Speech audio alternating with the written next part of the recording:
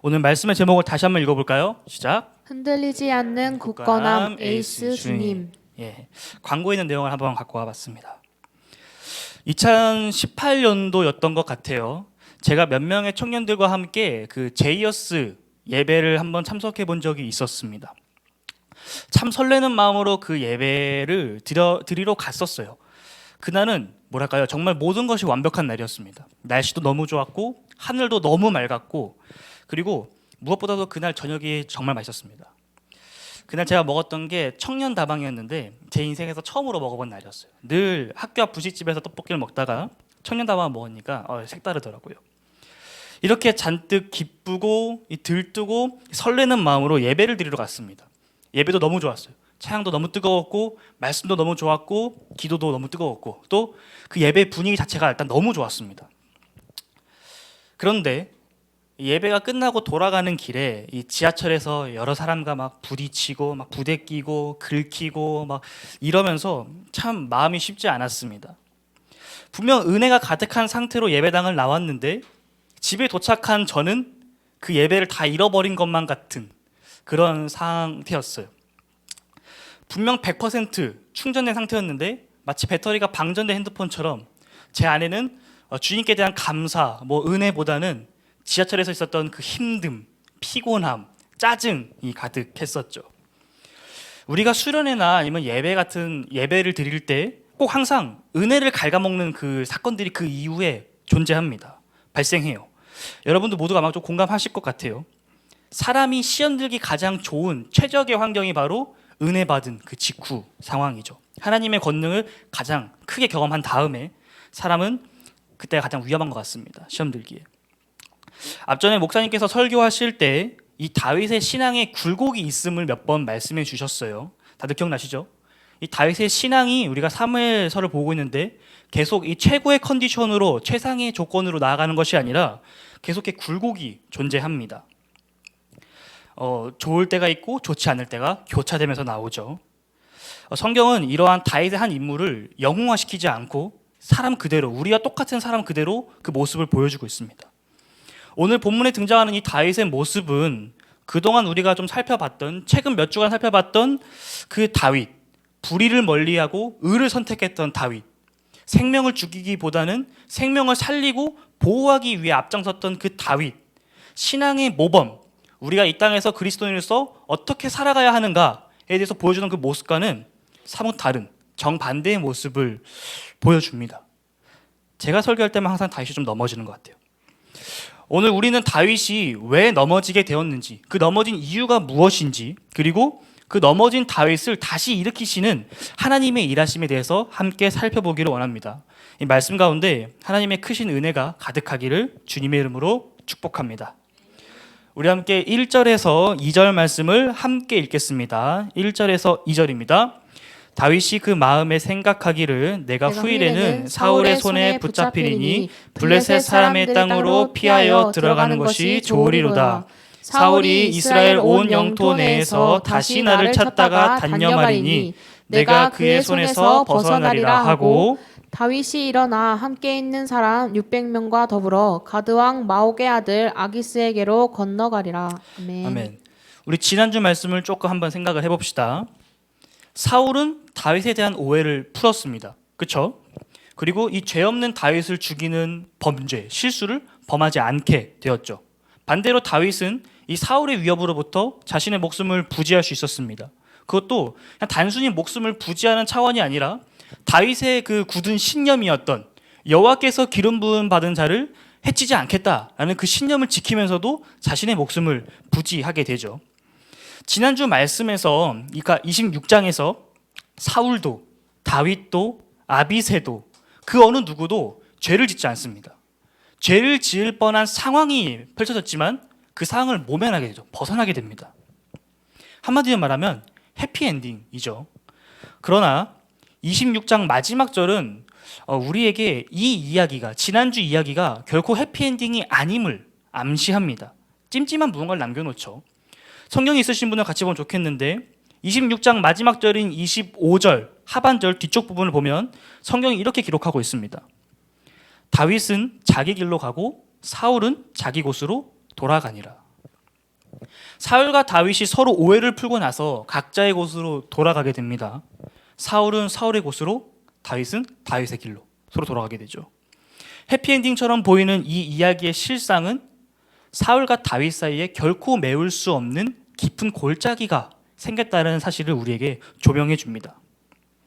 다시금 갈라진 이 두 사람, 이 사울은 자신의 곳으로 돌아가죠. 아마도 사울은 그가 원래 이스라엘을 통치하고 있었던 기브아로 돌아갔을 것입니다. 자, 그렇다면 다윗은 어디로 갔을까요?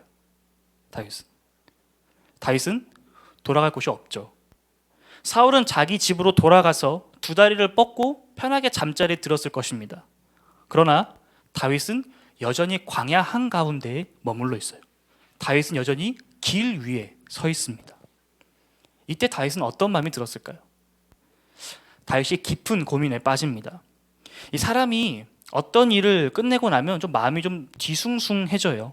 여러 가지 생각들로 인해서 마음이 좀 복잡해집니다. 좀 다르게 표현하면 센치해진다라고 표현할 수 있을 것 같아요. 요즘에 좀 시들었지만 한때 좀 유행이었죠. MBTI. 제 MBTI가 ENFJ입니다. 엠프제라고 하죠. 선도자, 언변 능숙형입니다. 근데 여기서 ENFJ를 다 말할 건 아니고 F, 이 감정적인 것만 좀 살펴볼 거예요. 저는 무엇인가 이 마음이 울적할 때, 힘이 들 때, 지쳤을 때 취하는 몇 가지 행동들이 있습니다. 패턴이 있어요. 저는 사람들 만나는 걸 굉장히 좋아하는데 이때만큼은 좀 혼자서 시간을 보냅니다. 동떨어져서 이 방불을 다 꺼놓고 서정적인 찬양을 듣는다든지, 아니면 밖에 있다면 좀 집 근처 가까운 호수나 저수지를 가서 벤치에 앉아서 물을 쳐다본다든지, 아니면 물길을 따라 걷는다든지, 그렇게 마음을 좀 다스리곤 합니다. 좀 낭만적이죠. 그럴 때면 눈물이 나요. 이렇게 한 방울 두 방울씩 눈물이 납니다. 힘들었던 마음을 좀 끌어안고 눈물로 좀 마음을 씻어내요. 머릿속에 있는 생각들도 좀 정리를 하죠. 한편으로 어쩔 때는 그 생각들이 더 과대하게 이렇게 막 부풀려지기도 합니다. 이런 비슷한 내용들이 성경에도 기록되어 있어요. 우리가 어제 토요일까지 있었던 큐티 말씀이죠. 다니엘서 말씀을 보면 다니엘이 을레 강가를 거닐고 있다가 하나님의 환상을 목격하게 됩니다. 그리고 우리가 언제였죠? 10월 달이었나요? 9월 달이었나요? 그 김기웅 목사님 오셨을 때 에스겔서 말씀을 전해주셨죠. 에스겔서 말씀을 보게 돼도 에스겔도 그발 강가를 거닐고 있을 때 하나님의 환상을 보게 됩니다. 이처럼 힘들 때, 외로울 때, 더 이상 버틸 힘이 남아있지 않은 그때에 혼자만의 시간을 갖던 이들에게 하나님께서 찾아오셔서 그들을 위로하시고 힘을 주시는 내용들이 성경에 기록되어 있어요. 이 성경에 기록되어 있는 다윗의 모습을 우리가 좀 살펴보면 다윗이 감정적인 사람이었다는 것을 우리가 발견할 수 있습니다. 다윗이 MBTI 검사를 받는다면 아마 그냥 F가 나올 거예요. 절망 가운데서 하나님께 탄식하며 하나님의 도우심을 구하는 기도의 내용들, 열광적으로 하나님을 찬양하는 가사들, 그리고 이 자신의 죄가 들춰졌을 때 주님 앞에 회개하는 내용들을 보면 다윗이 이성적인 것보다는 감성적인 부분이 조금 더 발달된 사람이다라는 것을 우리가 인식할 수 있습니다. 이 힘들고 외로운 순간 제가 혼자만의 시간을 가졌던 것처럼 자신의 힘으로 해결할 수 없는 문제 앞에서 강가를 거닐었던 다니엘과 에스겔처럼 오늘 다윗도 길 위에 서 있습니다. 힘들고 억울한 마음을 끌어안고 홀로 길 위에 지금 서 있는 거예요. 이때 다윗이 과연 어떤 마음이 들었을까? 과연 다윗은 어떠한 생각을 하고 있었을까라는 거죠. 성경에 기록되어 있지 않지만 우리가 한번 생각을 해봅시다. 사울과 헤어진 날 다윗은 여전히 길 위에 있죠. 사울의 숙소로 몰래 들어갔다가 나오는 것, 그 사울의 최정예 부대 3,000명을 몰래 뚫고 들어가서 침소에 잠입했다 나오는 것 자체가 사실 불가능에 가까운 일입니다. 그리고 조마조마 그 일을 하고 나서 돌아온 다음에 다윗이 쉴 수 있었을까요? 아니죠. 그와 함께하고 있는 가족들, 또 600명의 부하들을 챙겨야 했습니다. 통솔해야 했죠. 다윗에게 편하게 두 다리를 뻗는 것은커녕 아마 잠시 신을 벗고 쉬는 것도 아마 그에게는 사치였을 것입니다. 언제든지 사울을 피해 도망갈 준비를 하면서 신을 항상 신고 있었을 거고 불편한 채 쪽잠을 잤을 것이죠. 그렇게 오늘 본문까지 다윗은 무려 10년 동안 길 위에서 도망자로, 반역자로 억울한 누명을 쓴 채 살고 있습니다.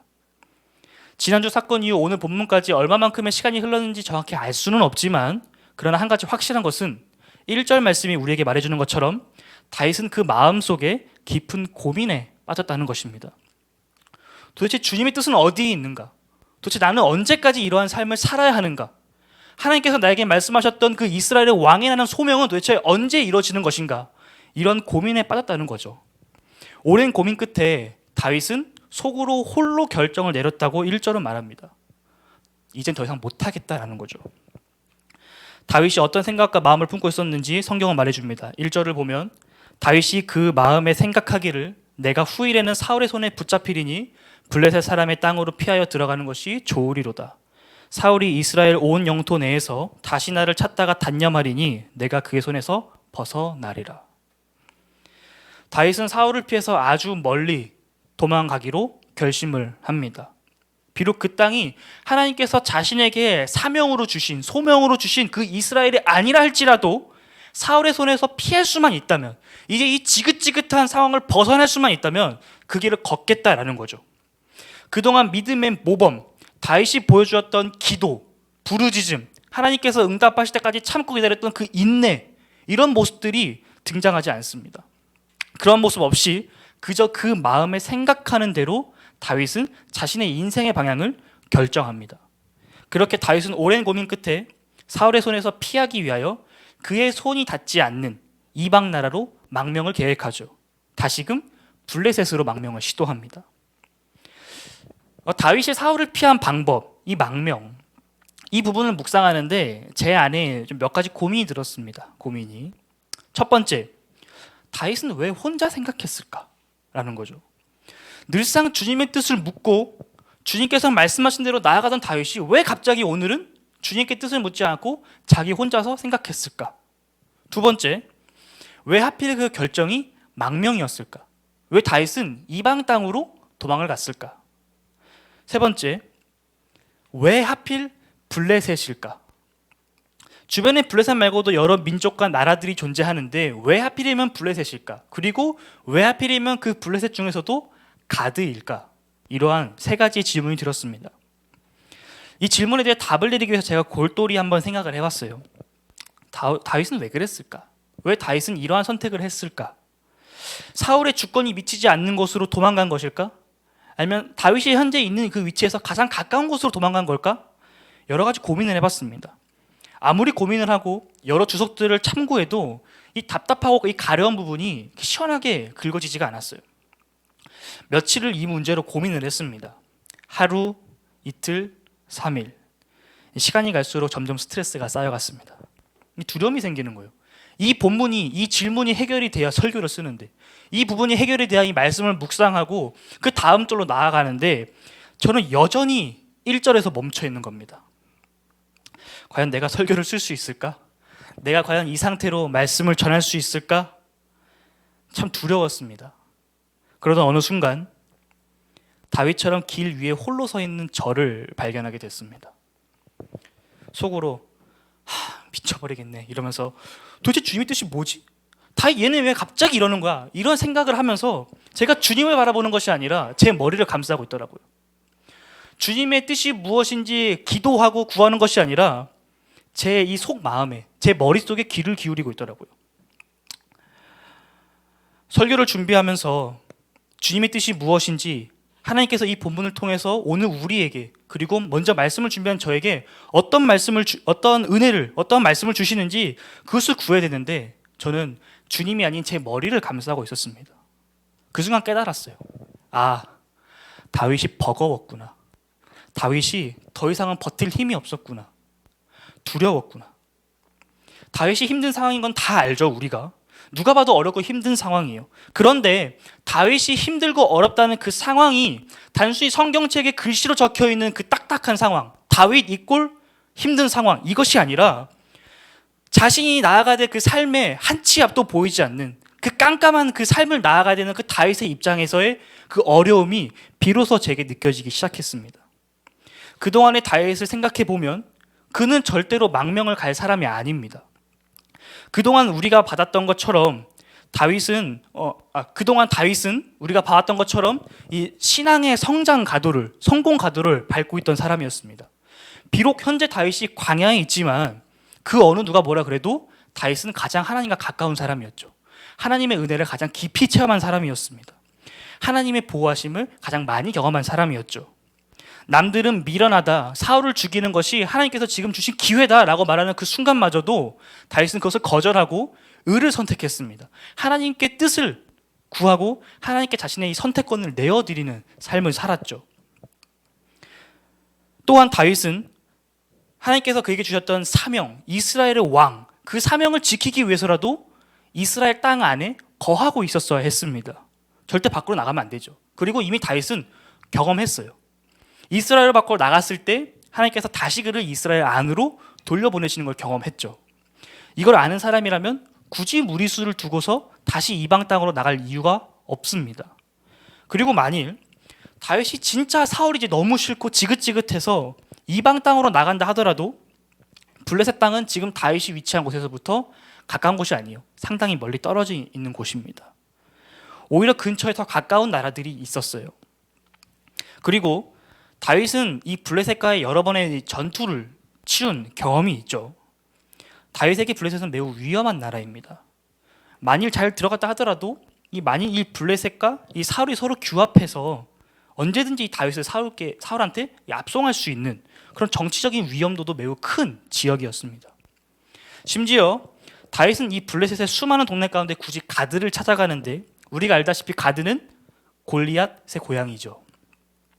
동시에 과거 사무엘상 21장에서 다윗이 한번 망명을 시도했다가 실패한 곳입니다. 미친 척을 하면서 겨우 도망쳤던 곳이죠. 다윗에게는 트라우마의 장소이고 수치의 장소입니다. 그런 그곳을 굳이 찾아갈 이유가 없죠. 그런데 다윗은 왜 망명을 선택했을까요? 이 한 치 앞도 알 수 없는 상황 가운데서 이 인간이 우리가 할 수 있는 반응은 딱 세 가지입니다. 첫 번째, 우리의 발걸음을 멈추고 하나님을 바라보는 것. 우리 신앙인의 가장 모범이 되는 자세죠. 두 번째, 두려움으로 인해 앞으로 나아가지 못하고 포기하는 것, 좌절하는 것. 그리고 세 번째, 오늘 다윗이 선택한 방법인데 사실상 어떻게 보면 우리가 가장 많이 하는 방법입니다. 내 손에 쥐어진 것을 붙잡고 나아가는 것. 다윗은 자신에게 주어진 상황에서 고민하기 시작합니다. 다윗은 자신의 손에 들려있는 게 무엇인지 바라봅니다. 2절과 3절은 다윗의 손에 들려있는 것이 무엇인지, 아니 다윗이 짊어지고 있는 가장 무거운 것이 무엇인지를 우리에게 말해줍니다. 다윗의 가족과 그를 따르는 600명의 부하들, 그리고 그들의 식솔들, 대략 1000명 이상의 목숨을 짊어지고 있음을 우리에게 말해주죠. 사람은 자신이 짊어져야 될 책임감이 커지면 커질수록 자신이 경험했던 것, 알고 있던 것, 자신의 능력으로 할 수 있는 그 선 안에서 선택하려고 하는 경향이 있습니다. 매우 지극히 당연한 인간의 본성이죠. 무리수를 굳이 두고 싶지 않은 것입니다. 잘못될 경우 그 리스크가 너무 크니까 안전하게 가고 싶은 거죠. 제가 고3 때 대입을 준비할 때 있었던 일이었습니다. 저는 주님께서 주신 사명을 붙잡고 신학대학을 가겠다 계획을 세우고 있었고, 이 반면에 부모님은 강력하게 반대하셨습니다. 그 이유는 그 길이 얼마나 힘든지 아셨기 때문이에요. 저희 친가에는 목사님이 두 분이 계십니다. 큰아버지가 목사님이시고 사촌형도 목사님인데 이 두 분 다 개척교회 목사님이십니다. 그러니까 이제 부모님이 근 20년 동안, 그러니까 그 당시 근 20년 동안 개척교회 목사가 얼마나 힘든지 그걸 보신 거죠. 그러니까 저를 말리신 겁니다. 집도 팔고 막 차도 팔고 하는 그 모습을 보면서 저를 말리신 것입니다. 그래서 이제 저랑 부모님이랑 많이 다툼이 있었는데 그때 교회에서 중재를 해줬습니다. 그러면 기도해보자. 기도해서 주님께서 말씀하신 대로 나아가자. 그렇게 해서 온 교회가 함께 기도하는 시간을 가졌습니다. 주일날 2부 순서로. 그리고 그 기도하던 도중에 저희 어머니가 꺾이셨습니다. 저희 어머니께서 저에게 해주셨던 말씀이 있는데, 내가 너가 걷는 그 길을 응원해 주지는 못하더라도 내가 그 길을 방해하지는 않겠다라고 이제 저한테 눈물을 흘리시면서 말씀을 해주셨습니다. 그 일 이후에 어느 집사님께서 장난으로 그런 말씀을 하시더라고요. 중요한 일을 앞두고서는 기도하면 안 된다고. 내 뜻대로 할 수 없으니까. 우리 1절, 다윗이 그 마음에 생각하기를, 세번역 성경으로 보면 다윗이 혼자 생각하였다라고 기록되어 있는 이 다윗의 마음. 어쩌면 다윗은 그 마음 가운데 하나님을 향해 기도하기를 두려워했을 수도 있을 것 같습니다. 주님께서 주신 사명을 붙잡고 살아가기에는 현실이 너무나도 힘들기 때문에, 너무나도 두렵고 조마조마하기 때문에 이제는 그런 현실을 벗어나고 싶다라는 마음에 일부러 기도하지 않았을지도 모르겠습니다. 기도하면 하나님께서 지금 그 자리에 머물러 있으라고 하실까 봐 두려워서 말이죠. 솔직히 개인적으로 이 생각 말고는 다른 것이 생각나지 않아요. 어떻게 그 놀라운 은혜를 경험했던 다윗이 갑자기 이렇게 돌변할 수 있었을까? 사실 저는 이것이 아니면 설명이 불가능하다라고 생각합니다. 마음이 급하면 급할수록, 힘들면 힘들수록 이 자신의 생각과 경험 안에 갇혀서 자신의 힘으로 문제를 해결하려고 하죠. 우리의 모습도 가만히 살펴보면 하나님을 붙잡아야 하는 것을 알면서도 하나님을 붙잡지 않을 때가 많다는 사실을 발견하게 됩니다. 하나님께 기도한다고 하지만 실제로는 그 기도보다 내 마음의 뜻, 내 머릿속에 있는 생각으로 움직일 때가 훨씬 더 많다는 사실을 발견하게 되죠. 다윗은 하나님으로부터 놀라운 기적을 체험했습니다. 다윗은 인간적인 방법을 선택하지 않고 하나님의 방법대로, 하나님의 마음에 합한 방법대로 자신의 삶의 방향을 선택할 때 하나님께서 다윗과 함께 하시면서 지키시는 것을 경험했습니다. 그러나 아이러니하게도 명백한 하나님의 일하심에도 불구하고 현실이 변하지 않는다라는 사실이죠. 사울의 감시와 추적은 여전하고 다윗의 도망도 여전히 현재 진행형입니다. 우리가 살아가는 세상이 이와 같습니다. 하나님을 섬기고 하나님을 예배하는데 우리의 삶 속에 있는 문제들은 여전히 굳건합니다. 다윗이 고민했던 것처럼 어떻게 해결해야 될지, 어디서부터 손을 대야 될지 막막하기만 하죠. 결국 오늘 본문에서 다윗은 하나님이 아닌 자신의 마음과 생각을 붙잡습니다. 그렇게 자신의 경험에 의해 자신의 생각에 따라서 가장 합리적인 선택을 내리죠. 그렇게 다윗은 하나님께서 부르신 땅, 그 이스라엘을 등지고서 블레셋으로, 원수의 땅으로 망명을 시도합니다. 하나님이 아닌 자신의 생각을 의지한 다윗, 과연 다윗은 사울을 피해서 그곳에서 자유와 평안과 안식을 찾았을까요? 그의 삶이 과연 그의 생각대로 풀리는지, 해결되는지 함께 살펴봅시다. 3절에서 7절 말씀입니다. 3절에서 7절. 다윗과 그의 사람들이 저마다 가족을 거느리고 가드에서 아기스와 동거하였는데 다윗이 그의 두 아내 이스라엘 여자 아히노함과 나발의 아내였던 갈멜 여자 아비가일과 함께 하였더니 다윗이 가드에 도망한 것을 어떤 사람이 사울에게 전하매 사울이 다시는 그를 수색하지 아니하리라.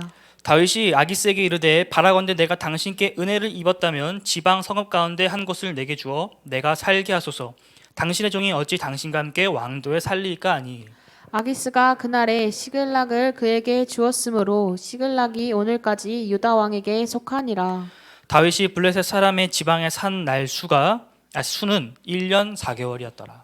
아멘. 다윗은 블레셋으로 망명을 신청합니다. 자신의 가족들과 이 부하들 그리고 그들의 가족들까지 모두 거느리고서 블레셋으로 향했죠. 3절 말씀을 보면 흥미로운 표현이 하나 있습니다. 다윗이 아기스와 동거하였다라고 말하고 있죠. 아기스와 동거했다라는 말은 아기스로부터 녹을 받았다라는 이야기입니다. 녹을 받아서 생활했다. 즉 다윗의 망명이 성공했다라는 거죠. 다윗의 1차 망명은 실패했는데 2차 망명은 성공했습니다. 가드왕 아기스는 왜 다윗의 망명을 승낙했을까요? 이 1차와 2차 망명 사이의 차이점을 살펴보면 그 이유를 알 수 있습니다. 오늘 본문의 다윗은 1차 망명 때의 다윗과는 완전히 다른 사람이 되었습니다. 첫째, 이 다윗의 신분에는 큰 변화가 있었습니다. 1차 망명 때 다윗은 이스라엘 안에서 백성들로부터 큰 칭송을 받는 큰 인기를 누리고 있는 상태였습니다. 사울은 천천히요, 다윗은 만만히요, 이런 큰 인기를 누리고 있던 때였죠. 다윗은 누가 보더라도 훗날 이스라엘에서 큰 권력을 잡을 사람처럼 보였습니다. 오죽했으면 블레셋 사람들도 그 다윗을 보고서는 그 땅에 왕이 왔다라고 표현을 할 정도니까 말이죠. 그러나 2차 망명을 시도한 지금의 이 다윗을 보게 되면 다윗은 사울로부터 가족의 지위를 잃어버렸습니다. 그 25장 44절 말씀을 보게 되면 사울이 그의 딸, 그러니까 다윗의 아내였던 미갈을 다른 남자에게 아내로 주는 이야기가 기록되어 있습니다. 설교 때 다들 들으셨죠? 더군다나 이 다윗의 도피 생활이 지금 거의 10년째 접어들고 있습니다. 이 사울과 다윗의 이 불편한 관계를 온 세상 모든 사람들이 이제 알게 된 거예요. 정치인들 가운데 이 핫 이슈를 모르는 사람들은 이제 없습니다.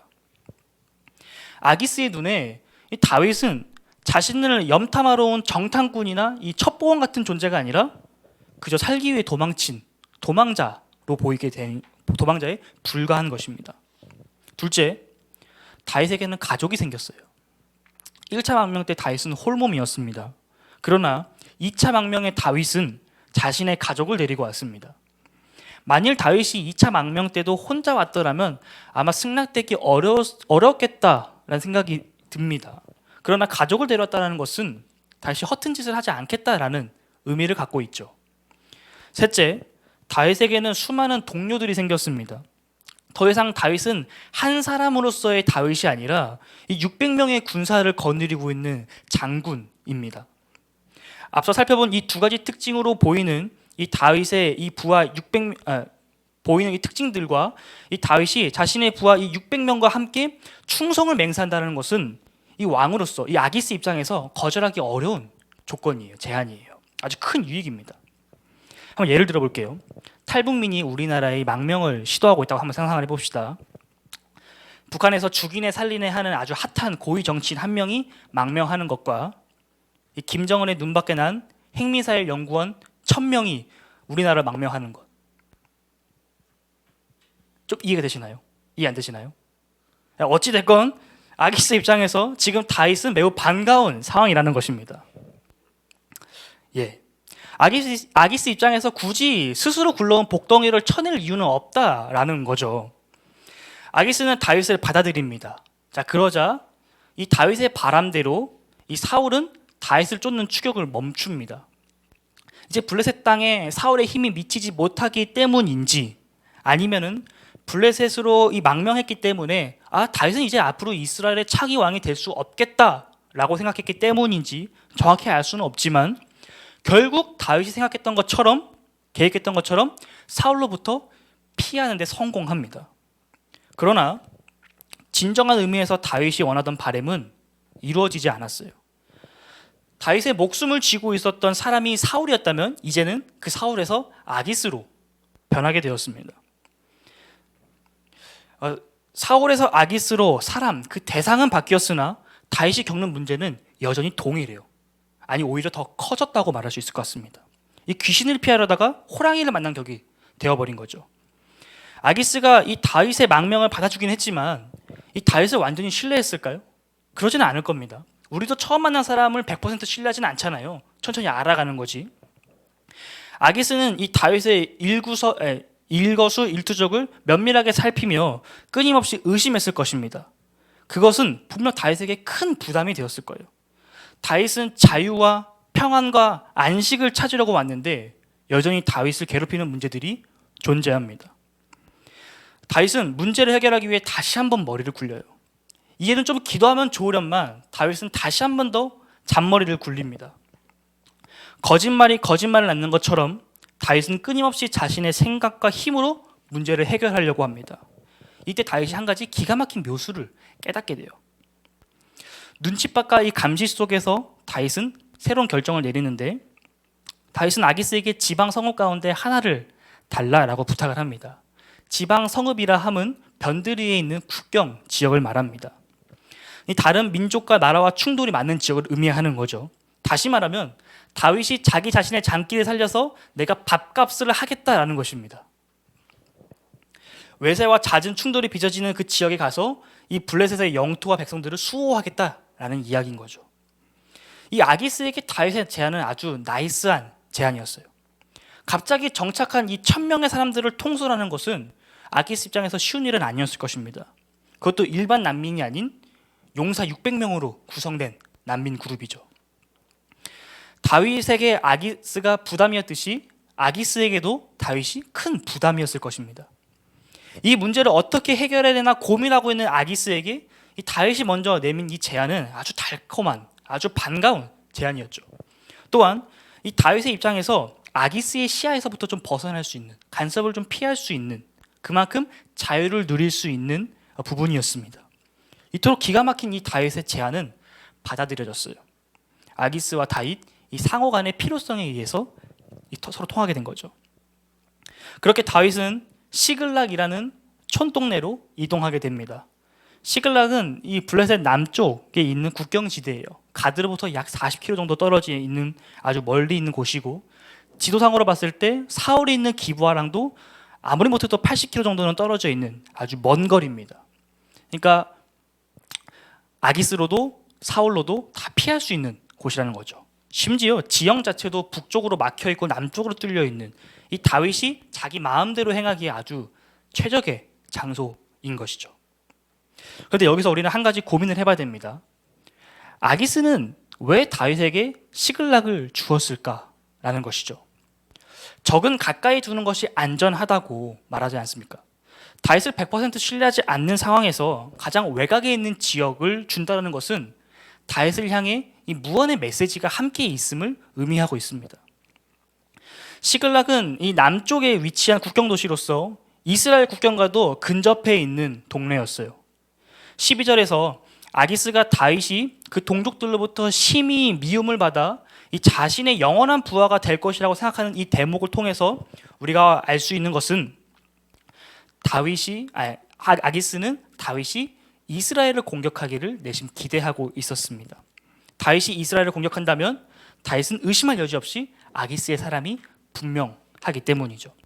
확실하게 검증을 하려는 속셈인 것입니다. 이 다윗의 묘수, 알고 보니 자충수였죠. 다윗이 어떻게든 문제를 해결해 보려고 다시 머리를 쥐어 짜내기 시작합니다. 다윗이 문제 해결하려고 머리를 쥐어 짜낸 그 고안한 아이디어가 결국 자기 스스로를 더 큰 위험에 빠뜨리게 만들었죠. 성경에도 이와 비슷한 인물들이 등장하죠. 대표적인 게 요나입니다. 자세하게 설명하지 않아도 다 이해하실 것 같아요. 다윗의 이야기를 묵상하면서 떠오른 문구가 있어요. 늦었다고 생각할 때가 가장 빠른 때다. 아기스의 의도를 간파한 다윗은 분명 아차 싶었을 거예요. 스스로 판 함정에 걸렸음을 느꼈을 것입니다. 이때가 바로 돌이킬 때죠. 깨달았을 때, 느낌이 왔을 때, 그때가 바로 돌이킬 때입니다. 저의 경우 신앙생활 하면서 이 아차 하며 깨달은 그 포인트가 가장 많은 부분이 거짓말이었어요. 거짓말. 왜 그랬는지 잘 모르겠는데 어렸을 때부터 거짓말을 참 많이 했습니다. 남들에게 조금 더 과장되게 표현하기 위해서, 행동하기 위해서 거짓말을 자주 했었습니다. 이 한 번 거짓말을 하게 되면 그 거짓말을 보호하기 위해서 2개, 3개, 4개의 거짓말을 연달아서 해야 됩니다. 그러다 보면 어느 순간 제 스스로가 모순된 이야기를 하고 있다는 사실을 깨닫죠. 그러면 아차 싶은 겁니다. 이때 딱 멈추면 너무 좋죠. 이때 딱 멈춰서 거짓말이었음을 고백하고 용서를 구하면 참 좋았을 텐데 늘상 그러질 못했습니다. 더 큰 거짓말로 그것을 포장하고 숨겼죠.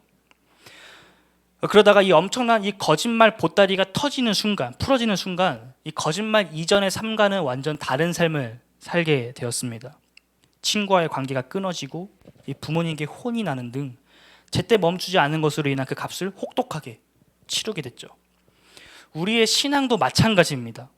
나의 뜻과 생각대로 나아갈 때 아차 싶은 순간이 옵니다. 그때 그렇게 만드는 그러니까 스스로를 그렇게 만든 어떤 환경에서 깨달을 수도 있고 아니면 하나님께서 친히 깨닫게 하실 수도 있습니다. 깨닫는 그때 여러분들은 즉시 돌이키시길 바랍니다. 하나님께서 허락하신 그 타이밍을 놓치게 되면 아주 먼 길을 돌아서 와야 돼요. 오늘 다윗은 그 기회를 놓쳐버렸습니다. 단추를 잘못 끼웠다는 것을 깨달았음에도 불구하고 단추를 다시 제대로 채우지 않습니다. 결국 다윗은 그렇게 1년 4개월, 무려 16개월 동안 블레셋 땅에서 살게 됩니다. 그리고 다윗을 괴롭히던 문제들은 해결되기는커녕 점점 더 커져만 가죠. 그동안은 위협으로부터 피하는 것이 전부였지만 이제부터는 동족 이스라엘을 공격해야 되는 입장이 되었습니다. 하나님께서 돌이킬 수 있는 기회를 주셨을 때 그 기회를 붙잡는 여러분들 되시기를 바랍니다. 깨어있는 자는 그 기회를 붙잡으나 그렇지 못한 자는 주님께서 기회를 주셔도 그 기회를 놓쳐버리게 됩니다. 주님께서 허락하시는 기회를 소홀히 여기지 않고 날마다 주님을 붙잡는 우리 모두가 되기를 주님의 이름으로 축복합니다. 우리 마지막으로 8절에서 12절 말씀 읽겠습니다. 8절에서 12절입니다. 다윗과 그의 사람들이 올라가서 그술 사람과 기르스 사람과 아말렉 사람을 침노하였으니 그들은 옛적부터 술과 애굽 땅으로 지나가던 지방의 주민이라. 다윗이 그 땅을 쳐서 남녀를 살려두지 아니하고 양과 소와 나귀와 낙타와 의복을 빼앗아 가지고 돌아와 아기스에게 이르매 아기스가 이르되 너희가 오늘은 누구를 침노하였느냐 하니 다윗이 이르되 유다 네겝과 여라무엘 사람의 네겝과 겐 사람의 네겝이니이다 하더이다. 다윗이 그 남녀를 살려서 가드로 데려가지 아니한 것은 그의 생각에 그들이 우리에게 대하여 이르기를 다윗이 행한 일이 이러하니라 하여 블레셋 사람들의 지방에 거주하는 동안에 이같이 행하는 습관이 있었다 할까 두려워함이었더라. 아기스가 다윗을 믿고 말하기를 다윗이 자기 백성 이스라엘에게 심히 미움을 받게 되었으니 그는 영원히 내 부하가 되리라고 생각하니라. 아멘. 다윗은 아기스의 기대에 충족하기 위하여 이 자신과 가족의 안녕을 위하여 동족 이스라엘을 공격해야만 했습니다. 그러나 다윗은 차마 그럴 수가 없었죠. 비록 약속의 땅을 나와서 블레셋으로 망명한 상태이지만 이스라엘 백성들을 공격할 수는 없었습니다. 다윗은 다시 한 번 더 이 문제를 어떻게 해결해야 될지 깊은 고민에 빠지게 됩니다. 여기서도 다윗은 기도하지 않습니다. 다윗은 하나님께로 돌아갈 기회를 다시금 놓쳐버립니다. 그러한 다윗이 선택한 방법은 거짓말이었죠. 거짓말. 다른 민족들을 쳐들어가서 약탈한 다음에 전리품을 아기스에게 바치는 것이었습니다. 구술, 기스르, 아말렉을 침공하여 그들의 것을 탈취하고 이스라엘로부터 약탈한 것이라고 거짓말을 했습니다. 심지어 그 거짓말이 들통날까 두려워 남녀노소를 불문하고 전부 죽였죠. 우리가 알고 있던 다윗과는 너무나도 다른 모습을 보여줍니다. 오늘 다윗이 우리에게 보여준 모습에서 생명을 소중히 여기고 의를 지키기 위해서 고군분투하던 다윗의 모습을 찾아볼 수가 없습니다. 그저 주어진 환경에서 어떻게든 살아남기 위해서 발버둥치는 이 절박한 다윗의 모습만이 보일 뿐이죠. 사람은 같은데 행하는 바가 완전히 다릅니다. 사람은 같은데 이 마음속에 품고 있는 것이 완전히 달라요. 여러분의 마음 안에는 무엇이 담겨져 있습니까? 하나님을 향한 굳건한 믿음이 있으십니까? 아니면은 내 스스로의 생각이 더 앞서시나요? 사람의 그 마음에 무엇이 담겨 있느냐가 그 사람의 생각과 행동을 결정합니다. 다윗의 마음에 하나님이 가득할 때는 다윗이 하나님을 바라보고 하나님의 뜻대로 나아가지만 그의 마음에 하나님이 주변으로 밀려나고 그의 생각이 그 중심을 잡고 있을 때 다윗은 거짓말을 일삼고 날마다 학살의 피로 얼룩지게 됩니다. 살기 위해서 고군분투하던 다윗의 생각이 다른 이들의 눈물을 훔치고 피를 흘리는 일이라는 점에서 날이 가면 갈수록 죄악으로 물들고 있는 다윗의 이 얄팍한 거짓말에 속아 이 다윗에게 무한한 신임을 보이는 아기스의 모습에서 이 사람의 생각이 얼마나 부질없는지 얼마나 불완전한지 다시금 발견하게 됩니다. 사도 바울은 고린도전서 1장 25절에서 다음과 같이 말합니다. 하나님의 어리석음이 사람보다 지혜롭고 하나님의 약하심이 사람보다 강하니라. 우리가 아무리 고민하고 계산한다 한들 우리 주님보다 더 정확하게, 더 완벽하게 생각할 수는 없습니다. 다윗은 너무나도 긴 시간 동안 하나님이 아닌 자기 자신을 의지했습니다. 나를 믿는 그 신앙의 선택이 반복될수록 다윗에게서는 그 경건과 거룩의 모습들이 하나둘씩 사라져갑니다. 희미해져가요. 그렇게 어느덧 다윗은 괴물로 변하고 있습니다. 그렇게 다윗은 블레셋 땅에서 16개월 동안 사울에게서 그리고 이스라엘에게서 점차 잊혀져 가죠. 만약 다윗이 이스라엘에 남아 있었더라면 오늘 1절 말씀에서 다윗이 자신의 생각을 의지하는 것이 아니라 하나님을 의지했더라면 오늘 이야기는 어떻게 변하게 되었을까요? 다윗은 어떤 모습으로 우리에게 신앙의 아름다운 모습을 보여주었을까요? 확실한 것은 이렇게까지 먼 길을 돌아오지는 않았을 것이다 라는 것입니다. 지난주 사울이 다윗에게 자신의 죄를 고백하고 다윗을 축복해 준 그 내용처럼 다윗의 인생은 찬란하게 펼쳐졌을지도 모르겠습니다. 그러나 자신의 생각을 의지하고 자신 스스로의 길을 개척하려고 나아갔던 그 다윗은 상처와 피 흘림의 자리, 그리고 거짓말과 이방의 땅에서 머물게 되었습니다. 오늘 말씀의 결론을 맺겠습니다. 오늘 본문은 신앙의 모범이 되는 다윗의 모습을 보여주고 있지 않습니다. 오히려 우리가 반면교사 삼아야 되는 다윗의 모습을 보여주고 있죠. 다윗은 철저하게 무너졌습니다. 이제는 회복이 불가능해 보일 정도로 그가 괴물로 변해버렸어요.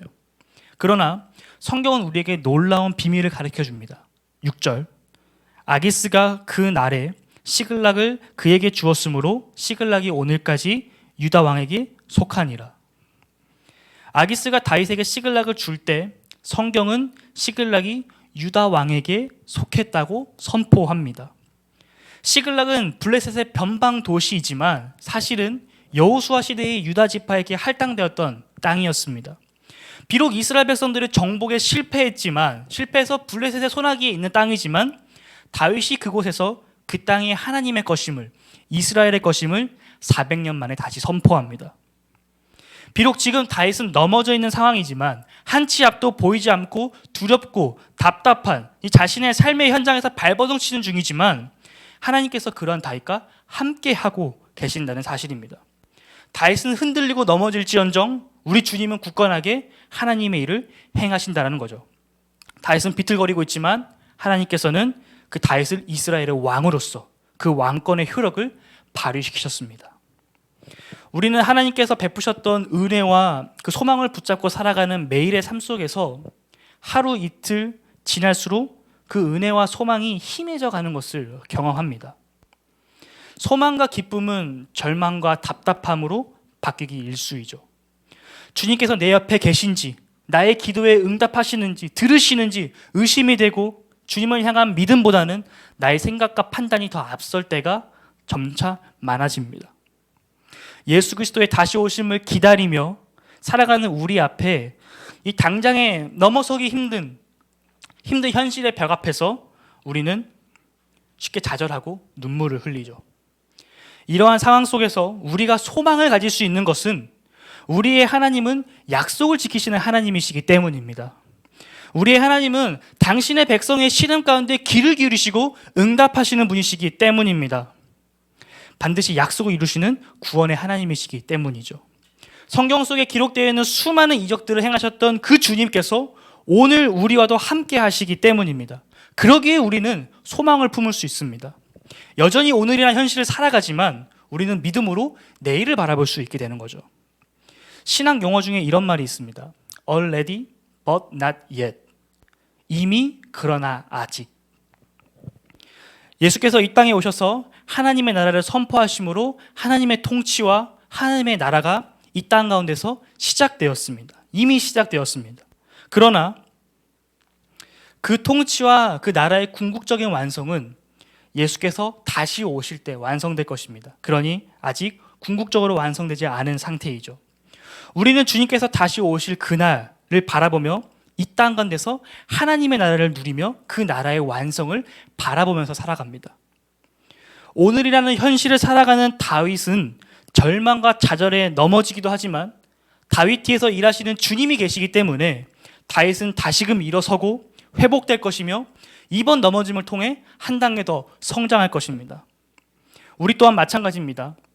우리가 소망을 가질 수 있는 것은 날마다 넘어짐에도 불구하고 주님이 우리와 함께 하신다는 사실 때문입니다. 그 믿음이 우리로 하여금 마음속에 소망을 심어주죠.